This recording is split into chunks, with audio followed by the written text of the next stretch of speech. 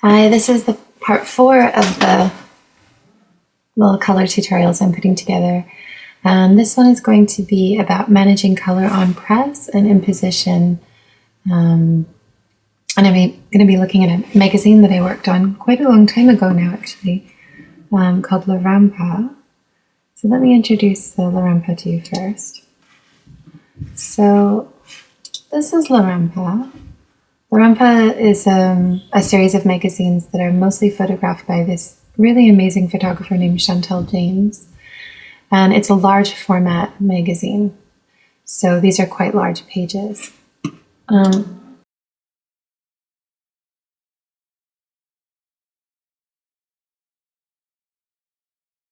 So when you're flipping through, this would be like the front cover. This would be the inside front cover, and this would be page 1 of the interior. So these would actually be printed, this half would be printed at a separate time and on a separate type of paper actually than this, which is quite a challenge. The printer did a great job of matching it. I don't have it in front of me to show you, but they did a great job. But that would be a challenge that we set up with for the printer to do that. Now, the InDesign file for this looks like this. So this would be page 1, and again, the inside front cover would be printed separately and then bound together. And then it's put together like this in reader spreads. And so before you send it to the printer, you have to actually separate out these images so that they're on separate pages.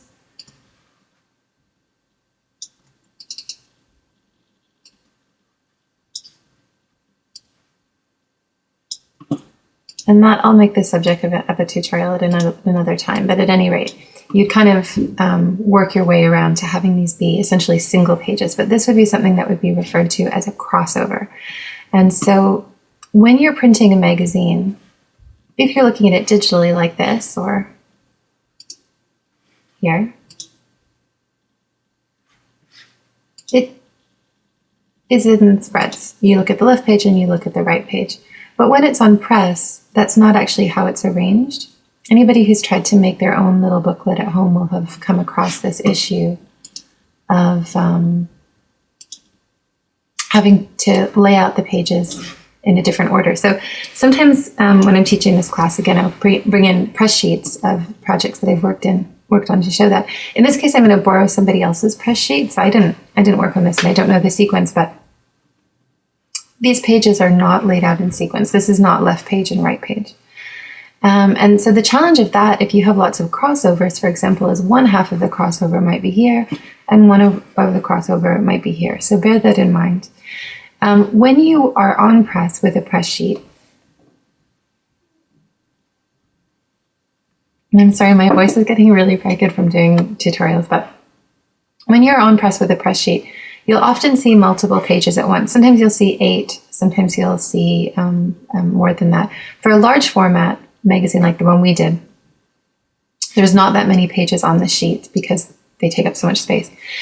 So you see the pages lined up and they've got their trim marks, they've got registration marks, which they use to line up the different plates. And then they have these kind of color bars running along the side. And they use this to check for density. So some of these are broken up into screens, and they have this little tool, and I don't remember what it's called, but they will hold it over these to kind of check for density. When you get on press, for the most part, they've already begun setting up things, and by the time you see it, they've gotten it to be as good as they think they can get it. And they need you to check to make sure you're happy with it, because there might be different priorities that you have. There might be something you're willing to trade off. The process of getting ready for this, by the way, when they're running through press sheets and then throwing them away, they're not quite ready. Those are called make-readies. And then you take a look at a pull where they feel like they're ready to begin just printing the full thing. And you would go through a process of signing off at that stage in the same way that you sign off the proofing stage, where you sign off on press. You'll often initial the press sheet right on press. And then if there's it's a bit nerve-wracking actually, because if there's an error with it, let's say there's like a little dot of dust on the blanket that's leaving a white spot. If you've signed off on it, you've signed off on it. So you then become responsible for that. Okay, so but with respect to the color management, the color is flowing in this direction. This is a liquid process. It's not a toner-based process. And so as these are rolling through the presses, if there's a lot of cyan here, for example, sometimes that can show up here. Some of it can actually run off because it's a physical process. It's not digital. So you don't have that kind of artificial separation. So that might be an issue that you'd look at. Or you might have an issue where you really want to make the blue as vibrant as possible. So you want to really amp up the cyan and see if you can get the cyan as high as possible. Because the ink is flowing in this direction, what you do here affects what happens here. So if you were, for example, to make this cyan really intense, in this case it's probably fine. It might make her eyes more blue and that's probably not an issue. But I mean, like if you were making her skin look blue and she was starting to look like she was like really cold or something, then you'd probably prioritize her over the sky. And you could, as I mentioned, if you were doing crossovers, you might have one half here and one half here. If you do something on this side to adjust it, you have to make sure that this side is working. And if that begins to throw off this image, let's say I add lots of blue here and this is okay, but then adding lots of blue here starts to make this food look gross or something. I'm not saying that would happen, but I mean, just as a for instance, then again, it's kind of like a puzzle. You'd have to figure out, well, which is more important. Is it okay if this food doesn't look quite as good, but the sky looks really good? So where that usually comes up, I find, is with big washes of color. So if you are ever on press doing a press check and you're looking at a press sheet like this, first of all, you're likely to be looking at it under color balanced lights, but make sure you check that you are, because not all lights are. And even if you are, whether you are or not, if there's time allows and you're not under massive pressure and you're near a door, I would just quickly step out and look at it in the sunlight. I like to look at things in sunlight if I can. And if you do that, make sure that you're holding the sheet facing the sky, that you're not facing it towards, say, like a brightly colored building, or if you're wearing brightly colored clothes. I know one of my first press checks, everything looked magenta, and I asked them if they could bring down the magenta, and the guy running the press took a big white sheet of paper and put it between me and the press sheet, and the magenta went away. And the problem was that I was wearing a magenta shirt, and it was reflecting onto the paper. So, I mean, color is really delicate, and, it requires, our eyes are so sensitive that we can see very, very tiny gradations in color. And so that just becomes part of your job. Okay, so let me hide this. Now, so for example, in this edition here, I would prioritize him before I prioritize the ocean. So if bumping up this was not a problem on press, but if making the ocean more vibrant made him look unwell or made him look off, he would become the priority. He's the one on the cover and he's the subject that we're looking at. There was something else I was going to say about this. These magazines that I'm showing you are more art magazines than they are like tourism. Like some magazines are designed to kind of entice you to come to a country to visit in. And in that case, it becomes more of an advertisement, which this is not. If you were doing something that was more about like, come visit this beautiful beach type of thing, you might have different priorities. And in that case, it might be a situation where you want to get really vibrant, ultra vibrant colors for oceans and forests and stuff. In that case, instead of working on a traditional offset CMYK based press, you might choose to work at a press that does something like UV printing or has some other type of color setup that's designed to make the colors look more vibrant. But again, in this case, that was no priority for us. It was more of an art magazine and documenting lives. So I guess I will hide this InDesign because I want to show you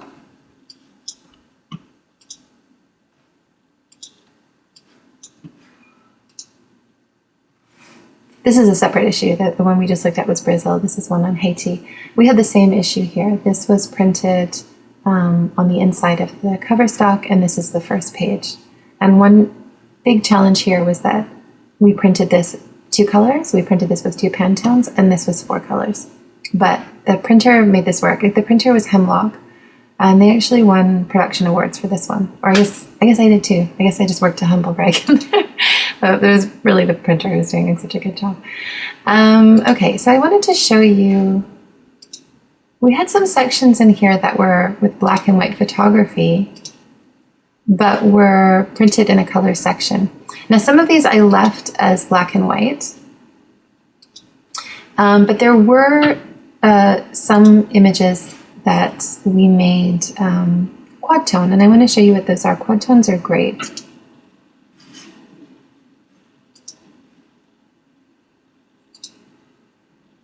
So quad tone is kind of, looks like a black and white image, but it's printed with 4 colors. That's what the quad comes from. So this is an example of a quad tone. This is the enhanced version. This is what a plain black and white photo would look like, and this is the quad tone. And I'm pulling these from a resource called edliveshere.com, which is, it's linked to our Moodle pages, but it's Ed Lives Here, and then you can just put quad tone in the search and come up with these. There are multiple versions. This one's helpful because it shows you a face. And you can get different types of effects with these. Sometimes they feel more sepia. This one might not look. But at any rate, what you do is you manipulate the cyan, magenta, yellow, and black channels so that they look like, not like a color image, but that they build up this kind of more sculptural quality. And they have, if you go in here and take a look, they have formula for them, and also there are books that contain formula that you can find in libraries. Online, I find it harder. There are also plugins that you can get from printers that you work with where you can just load a .acv right into your Photoshop file, and if you don't know how to do that, the printer should be able to walk you through that. But at any rate, just be aware that a quad tone is an option. And the other option I wanted to show you that's also on Ed Lives Here. Ed Lives Here is a Stora Enso paper company resource, and they have a series of books that they put out to promote their paper, which is super helpful. Okay, so I showed you quad tones. The next one I'm going to show you, and in fact the last thing I'm going to show you, are touch plates. So a touch plate is an additional plate that you put in that contains, for example, like a metallic or a pearlescent or some other type of special ink. So this one, for example, is showing you these 2 fish. This is the final version with everything involved. This is a silver plate, solid, that is put underneath these fishes. So the silver is opaque, unlike most other inks. So you place that down here. And so you go in and sort of essentially trace this, make a shape of it, and lay that down. There's also a plate that they tried out with a blue pearlescent finish that's only on the top half. I find on screen it's not as visible, and on print it's more visible. And this is a spot dull varnish that they put on in every area except the silver to create a stronger contrast so that silver looks even more silver. And also to note, if you put varnish over a metallic ink, it will dull it. You won't be able to see the metallic flakes as much. This is an example of just like having a solid area of silver put down. This one's quite clear. And this is a third example. Putting down solid silver underneath half, you can see that difference. Making a silver halftone, and so on. So there are ways that you can build that up. I've only used a touch plate a couple of times, and in that case, actually, although I know how to do it, I hired there's somebody at my door. I hired a pre-press house to do that. Okay, well, I got to the end of it, and somebody's at my door, so perfect timing.